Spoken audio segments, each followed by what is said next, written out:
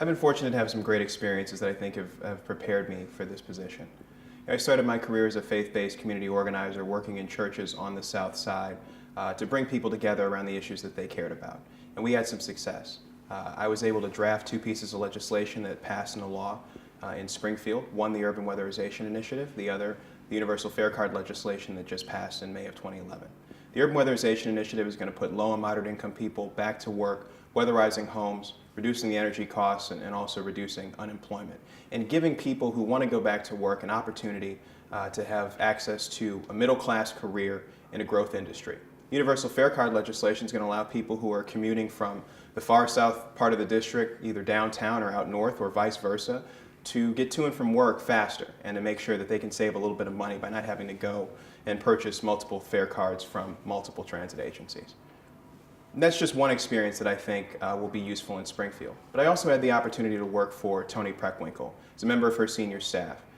working with her to pass a budget that saved taxpayers hundreds of millions of dollars, rolled back the Stroger sales tax, the tax that's overwhelmingly been a burden on working families and on businesses. And I think those same ideals and those same visions, taking performance management initiatives, looking at the way that we spend taxpayer dollars more effectively and more efficiently is exactly what we need in Springfield right now. So when I look at that experience, but when I also think about the lived experience that I've had, being the only child of a single mother, seeing what it's like to live paycheck to paycheck, dealing with the rising costs of healthcare as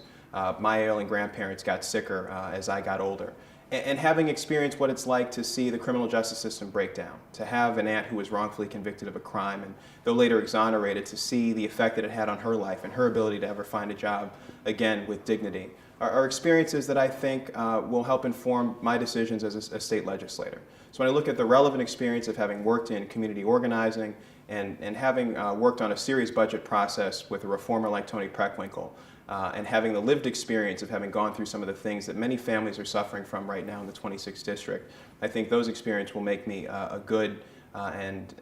empathetic legislator in Springfield.